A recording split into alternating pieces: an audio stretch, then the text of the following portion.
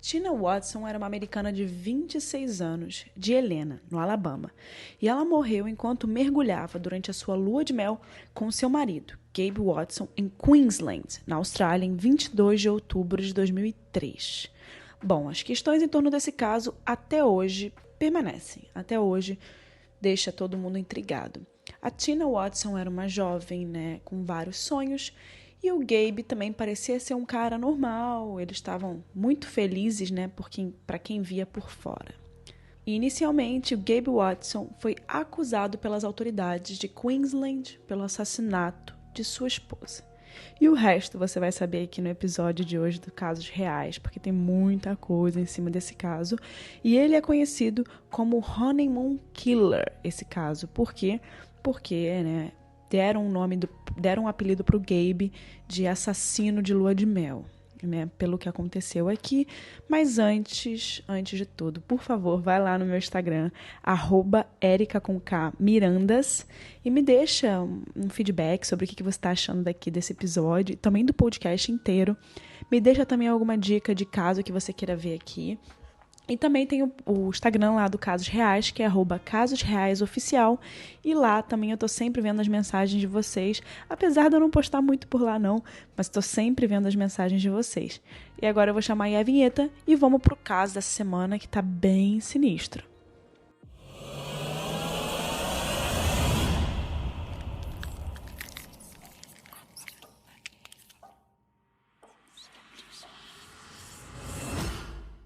Tina Watson nasceu na Alemanha Ocidental em 13 de fevereiro de 1977 e ela foi para adoção. Em 24 de janeiro de 1980, ela legalmente foi adotada por Tommy e Cindy Thomas. Os seus pais adotivos também tinham uma filha mais nova. Então a Tina e sua irmã mais nova foram criadas no Alabama. E quando criança, a Tina foi diagnosticada com taquicardia supraventricular paroxística. Sim. Isso tem um nome, é bem confuso de falar aqui, foi difícil, mas tem uma sigla que dá para falar com mais facilidade, que é PSVT. Então, esse problema que ela tinha é chamado de PSVT. Isso significa um ritmo cardíaco anormalmente rápido que causa muitas palpitações, tonturas, suor e falta de ar. Então, ela realmente tinha isso, ela era diagnosticada e ela convivia com esse problema.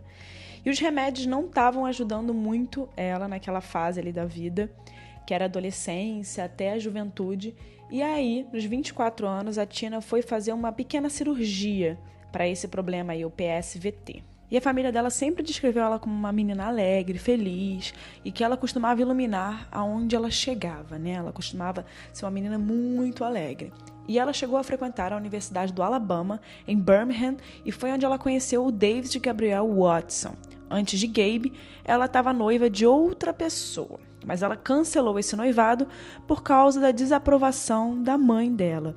É o que dizem, A gente não tem como saber especificamente o que pode ter acontecido nesse noivado dela, porque quem disse isso, foram as pessoas mais próximas dela. Tina e Gabe começaram a namorar, então já que ela não era mais noiva, estava solteira, a Tina e o Gabe começaram a namorar em janeiro de 2001, Já que eles conviviam bastante ali na faculdade, eles eram conhecidos da faculdade, estudavam na mesma faculdade, então eles começaram a namorar em janeiro de 2001. David Gabriel Watson recebeu o nome do pai dele.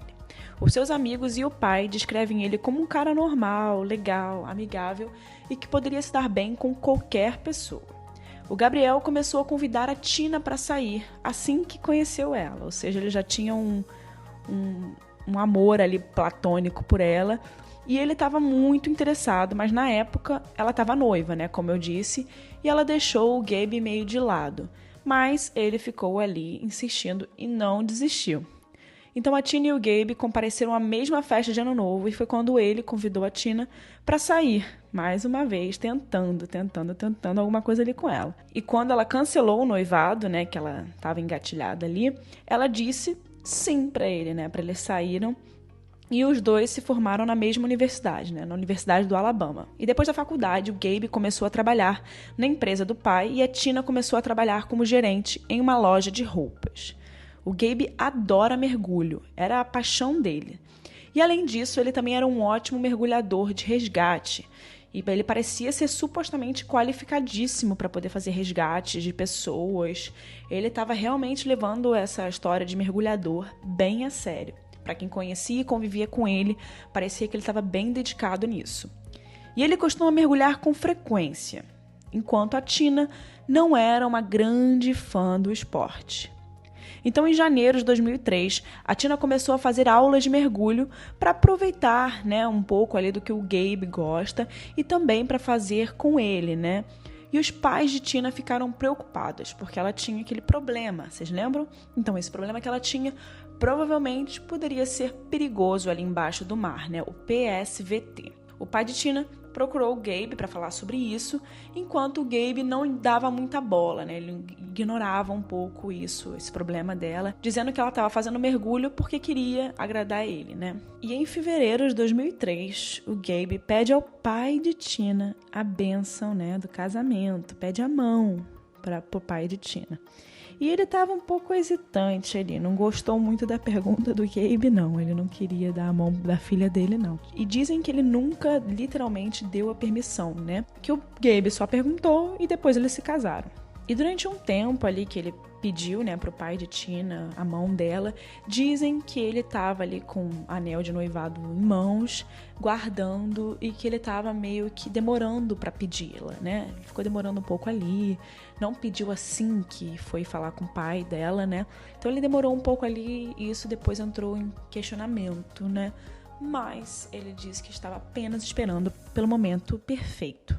E em 20 de abril de 2003, o Gabe escondeu o anel em um ovo de Páscoa enquanto brincava de caça ao ovo de Páscoa pela casa ali nessa fase ali do ano. Até que a Tina encontrou o ovo dela, né? E dentro do ovo estava ali o anel. Os pais dela não ficaram muito animados não com essa brincadeira.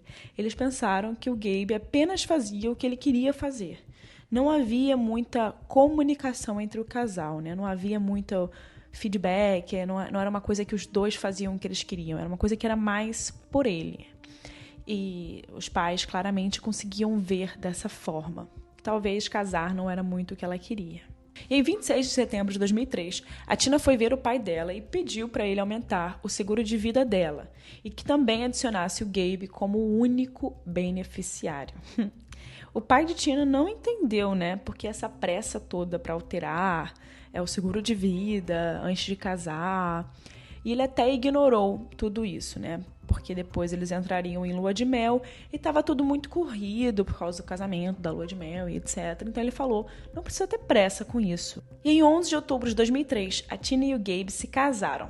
A lua de mel foi marcada para o dia seguinte do casamento. Eles iriam para a Austrália por 2 semanas. Na primeira semana, eles estariam em Sydney e na segunda, eles viajariam para Townsville, em Queensland.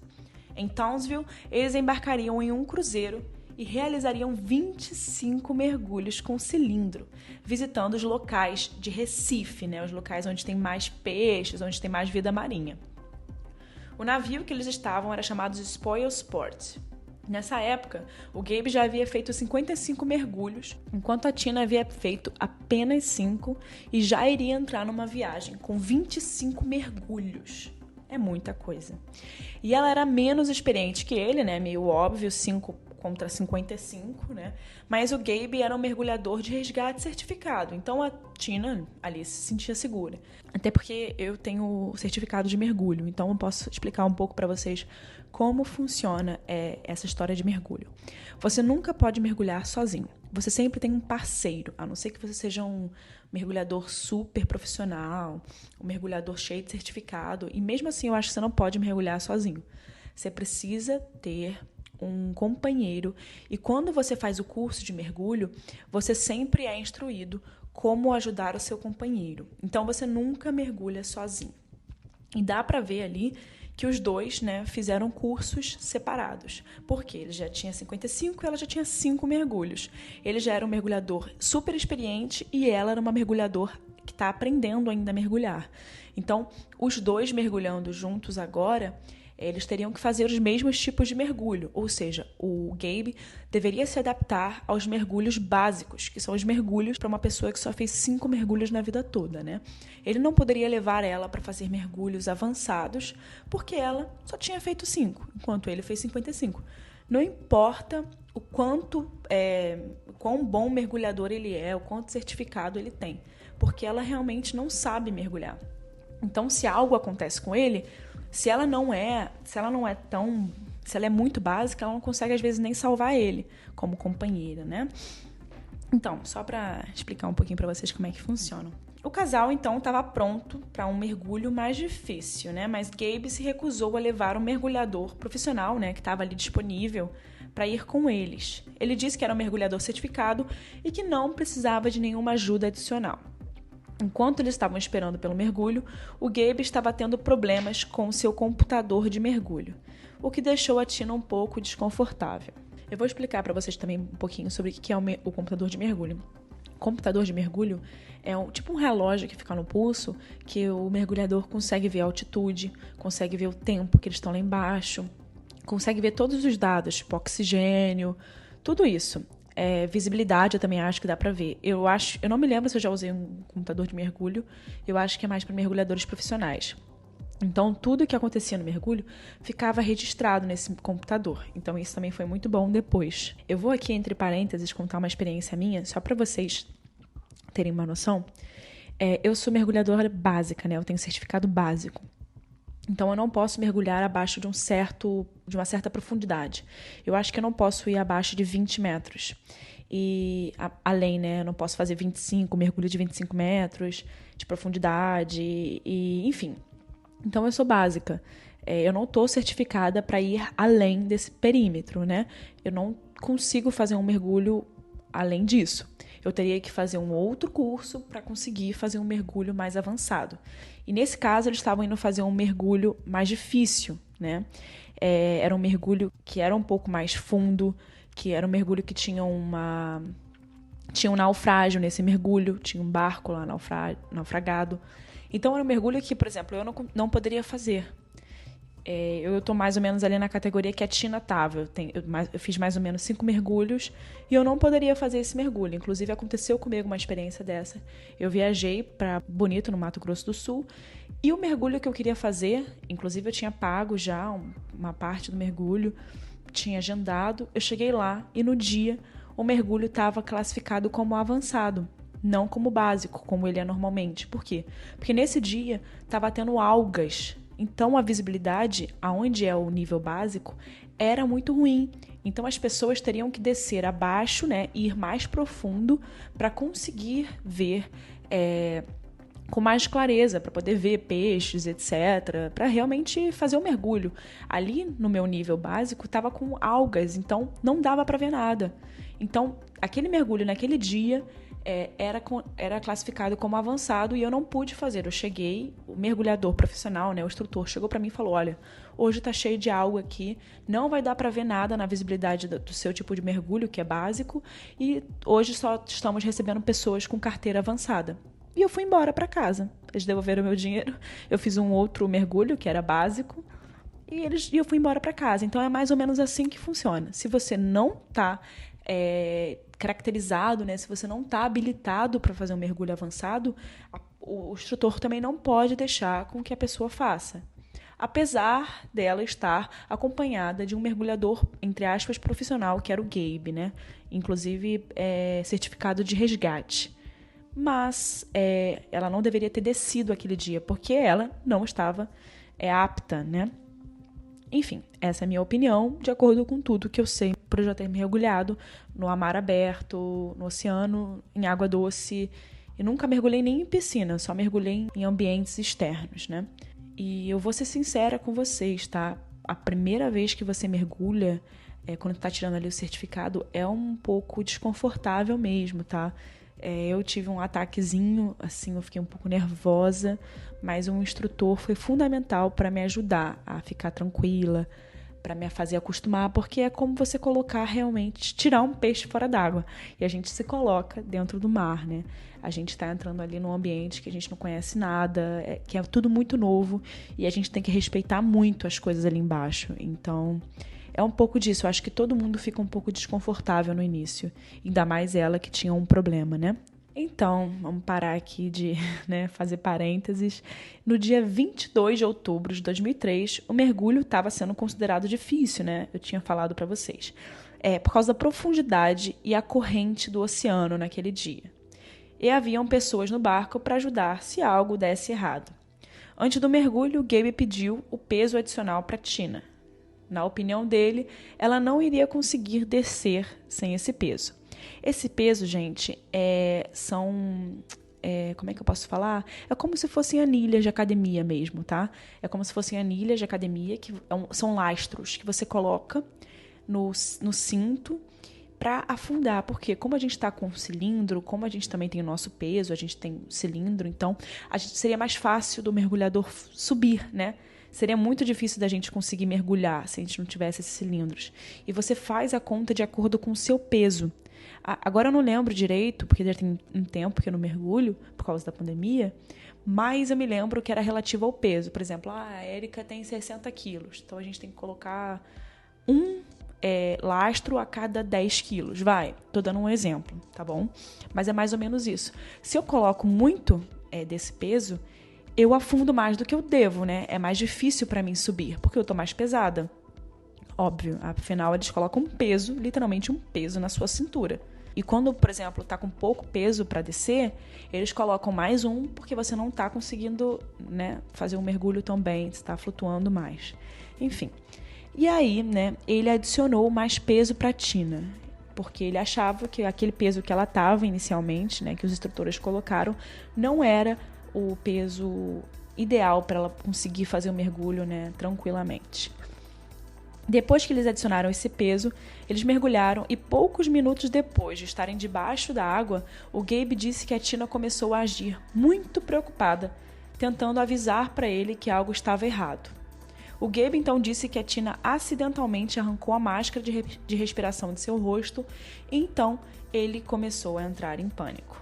E segundo Gabe, ele se distraiu consertando a máscara dela, mas depois que ele consertou, ele percebeu que ela estava afundando. E em vez de ajudá-la, ele nadou até a superfície e foi até o barco buscar por ajuda, que ele disse que não precisava.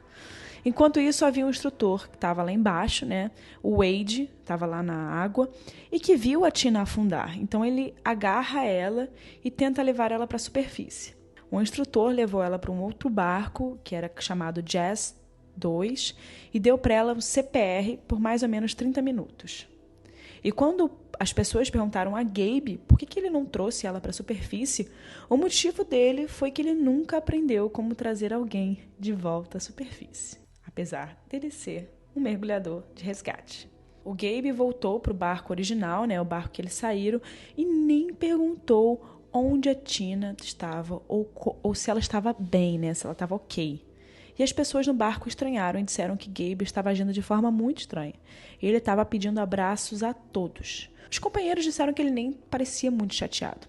Assim que a ajuda chega e leva a Tina para o hospital, os médicos dizem que é muito estranho ela ter pouca água nos pulmões. Eles acharam isso estranho porque ela deveria ter muito mais água, já que ela estava lá embaixo, afundada. E o Wade, o mergulhador que resgatou ela, achou bem estranho que a Tina tenha afundado, em primeiro lugar. Os mergulhadores, a não ser que você esteja com muito peso, você naturalmente vai boiar ao invés de afundar. Quando esse mergulhador, o Wade, nadou para ir salvar a Tina, ele percebeu que ela estava com todos os pesos colocados e ele teve que soltar o cinto de lastro para conseguir subir ela para a superfície, mais rápido. E depois, durante a investigação, eles descobriram que a Tina estava usando 20 lbs, que são libras de peso, quando ela deveria usar apenas 8 libras dessa, ou seja, mais que o dobro. Um peso muito gritante de diferença. E, infelizmente, a Tina não pôde ser salva e faleceu. E várias pessoas viram Gabe dando um abraço de urso em Tina, debaixo da água mesmo, enquanto ela estava lutando ali, para sobreviver. Quando a polícia foi falar com Gabe, a sua história muda. Toda vez ele muda a história. Nada que ele falava sobre a Tina ter afundado fazia sentido. E o Gabe, ali na hora que tudo aconteceu, ligou para os pais dele e contou a situação, né? Foi avisar sobre a situação. Mas ele não queria falar com os pais de Tina. Ele pediu à família dele que contasse o que aconteceu aos pais de Tina. A decisão, né, inicial do legista afirma que a morte de Tina foi um acidente. Mas o pai de Tina não acreditou. 5 dias após a morte de Tina, o Gabe e o corpo dela foram levados de volta para os Estados Unidos. O funeral aconteceu pouco tempo depois. Os amigos e familiares de Gabe e Tina estavam lá e, de acordo com muitas pessoas, o Gabe estava agindo de uma forma muito inadequada. Parado na frente do caixão aberto, o Gabe se vira para o seu amigo e diz: "Pelo menos o seio dela parece alegre." Muito inadequado, né? E mais tarde daquele ano, o Gabe enviou à família de Tina um cartão de Natal. E ele colocou uma foto dele nesse cartão de Natal e do lado da Tina, né, no casamento, e citou: "Quem é aquele cara sexy ao lado da Tina?" "Ah, sim, sou eu." Fecha aspas. E depois de tudo ter se acalmado ali, depois do funeral e etc., o Gabe tentou entrar com um processo pela agência de viagens por causa da viagem ter sido interrompida ali, né? Pelo que aconteceu com a Tina. Mas eles falaram, né? Porque eles tinham pago o seguro, né? Que o que aconteceu ali durante o mergulho não foi coberto pelo seguro. Que faz todo sentido, né? E enquanto isso, o pai de Tina, né? O Tommy, não acreditou em uma única palavra dessa história. Ele sentiu que precisava procurar um pouco mais fundo. E alguns membros do Spoil Sport, o barco, né? Que aconteceu tudo, entraram em contato com o pai dela, o Tommy, para ajudá-lo a saber algumas coisas sobre a sua filha, sobre o que tinha acontecido naquele dia. E depois de falar com o homem que estava no navio e saber que o Gabe não tinha ido ao navio onde a Tina estava tentando ser ressuscitada, né, o Tommy decidiu voar para a Austrália e investigar o que aconteceu. A primeira pessoa que o Tommy conversou na Austrália é o mergulhador que trouxe a Tina de volta. E depois de falar com a polícia e examinar o caso de perto, a polícia de Townsville concordou que havia evidências razoáveis de crime. E eles decidiram em julho de 2004 que o caso estava agora listado como um caso criminal e não mais como um acidente. A polícia notou várias inconsistências com a história e as evidências de Gabe, e o corpo de Tina não estava onde Gabe disse que estava. Gabe também disse que no caminho para a superfície ele encontrou 2 mergulhadores e tentou dizer a eles para ajudarem Tina. Mas a polícia não encontrou nenhuma evidência desses 2 mergulhadores com quem Gabe falou. 2 mergulhadores observaram tudo de longe que estava acontecendo ali, mas disseram que não havia ninguém em volta de Gabe e Tina. E o Gabe também disse que foi muito rápido para a superfície para tentar ajudar a Tina, para tentar salvá-la, mas o seu computador de direção provou o contrário. E provou que ele demorou muito para chegar à superfície. E depois, né, que eles olharam o computador de mergulho da Tina, eles viram que ela subiu algumas vezes durante o mergulho muito rapidamente. E isso faz pensar que ela estava, né, em pânico. Porque quando a pessoa tenta subir sem fazer as coisas que têm que ser feitas para subir, é provavelmente porque a pessoa está com pânico ali embaixo. E isso favorece, né, as evidências de que Tina se sentia muito desconfortável com o mergulho e que ela deveria sim ter tido uma ajuda extra, que foi recusada. E o professor dela de mergulho, onde ela tirou o certificado, confirmou no tribunal que ela não era uma mergulhadora experiente, que ela sim tinha ataques, teve ataques. É chamado de mergulhador problema, né? É a pessoa que tem ataques lá embaixo. E isso é bem comum, tá? Quando se começa a mergulhar. E novamente foi encontrada uma pequena quantidade de água nos pulmões de Tina, e acredita-se que ela desmaiou durante o mergulho, e a sua boca deve ter relaxado no bocal, o que permite que um pouco de água entre em sua boca, né, no bocal do respirador, onde entra o ar ali do cilindro. E eles suspeitaram que o Gabe desligou o seu ar até que ela estava inconsciente e voltou antes de deixá-la. Acredita-se também que quando as testemunhas viram Gabe dando um abraço de urso na Tina, ele deve ter desligado o seu oxigênio nesse momento e por isso ela estava lutando. Os especialistas em mergulho contestaram que seria quase impossível que Tina fosse capaz de alcançar a superfície antes que seu ar acabasse. E depois de entrevistar vários especialistas em mergulho, a polícia descobriu que o Gabe tinha experiência em trazer pessoas à superfície. E a empresa rotulou cada mergulhador de acordo com as suas habilidades e quantidade de mergulhos realizados. Apenas 15 dos mergulhos de Gabe foram oceânicos, ou seja, em mar, né? Mar aberto. Mas ele não colocou isso no formulário porque a empresa pensou que Gabe era muito mais experiente com esses tipos de mergulho do que ele disse. Eles pensaram isso porque Gabe disse várias vezes que ele é um mergulhador certificado. Mas se a empresa tivesse seguido o protocolo normal, né, que tem que seguir, o Gabe e a Tina teriam um mergulhador treinado com eles para se certificar, né, de que eles estavam 100% seguros de que problemas que nem o que aconteceriam, né? Mas o Gabe mentiu e também não contou à empresa sobre o pânico de Tina enquanto estava debaixo d'água e deixou essa parte completamente de fora. Eles pensaram isso porque Gabe disse várias vezes que ele é um mergulhador certificado. O Watson viajou voluntariamente dos Estados Unidos para a Austrália em maio de 2009 para ser julgado. No julgamento de 5 de junho de 2009, ele se declarou inocente de assassinato e culpado de homicídio culposo e foi condenado por homicídio culposo. O promotor da coroa, o Brandon Campbell, apontou que, durante o tempo da investigação, Watson deu à polícia 16 versões diferentes do que tinha acontecido naquele dia e que nenhuma dessas versões correspondia ao que a única testemunha ocular tinha de fato visto. Quando a Tina foi trazida à superfície, o seu regulador ainda estava em sua boca, o seu tanque ainda tinha ar e os testes não indicaram falhas em seu equipamento. O Campbell descreveu Watson como um mergulhador experiente, treinado para resgatar mergulhadores em pânico, que permitiu que sua esposa afundasse no fundo do oceano sem fazer qualquer tentativa séria para resgatá-la. Watson não inflou o dispositivo de controle de flutuabilidade de Tina, nem removeu seu cinto de lastro, e falhou em cumprir suas obrigações como seu companheiro de mergulho, por não compartilhar sua fonte alternativa de ar. Watson foi condenado a 4 anos e meio de prisão, a ser suspenso depois de cumprir apenas 12 meses. A família de Tina afirmou que o mandato de 12 meses de Watson foi uma vergonha para a Austrália. O diretor de processos públicos de Queensland emitiu uma declaração que dizia, abre aspas, a decisão de aceitar a confissão de culpa do Sr. Watson por homicídio culposo foi tomada após um exame cuidadoso e completo das provas admissíveis e não foi tomada levianamente. Em 18 de junho de 2009, eles anunciaram que o Estado iria apelar contra a inadequação da sentença de Watson. O recurso foi ouvido pelo Tribunal de Apelações de Queensland em julho de 2009. A coroa pediu ao tribunal que aumentassem a pena de prisão de Watson para 2 anos e meio. A defesa argumentou que Watson teve um colapso momentâneo no julgamento, foi acusado de um crime que não cometeu e retornou voluntariamente à Austrália para cooperar com o tribunal e que a pena imposta pelo juiz de primeira instância era justa. Bom, esse foi o caso, né, da Tina Watson.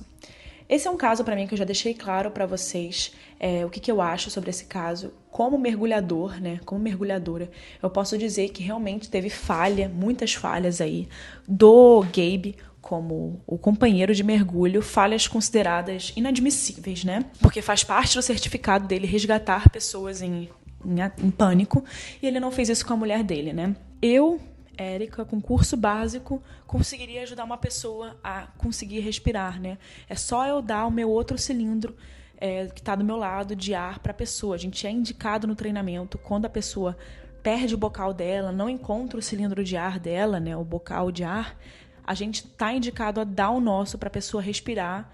E aí, né, nesse momento ele deveria ter dado para ela respirar, tirado os lastros dela, né, e subido com ela para a superfície.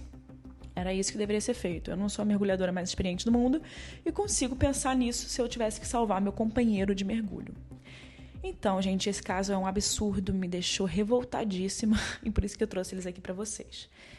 Principalmente por eu mergulhar, eu consigo ver bastante essa situação, porque muitas pessoas têm pânico mesmo debaixo d'água, eu já tive, e isso é comum, e é bom a gente saber como prevenir qualquer problema que possa acontecer, né?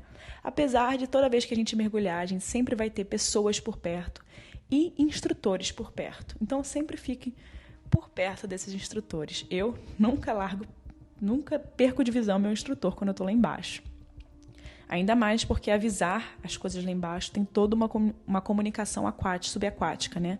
É por sinais, a gente se comunica por sinais. E a gente, quando faz o curso, a gente aprende a se comunicar por sinais. E, enfim, gente, é isso. Esse é o caso de hoje. Espero que vocês tenham gostado da forma que eu trouxe esse caso. E, claro, deixem uma sugestão de próximo episódio lá nas minhas redes sociais. e é sempre um prazer falar com vocês. Um beijo e até o próximo episódio.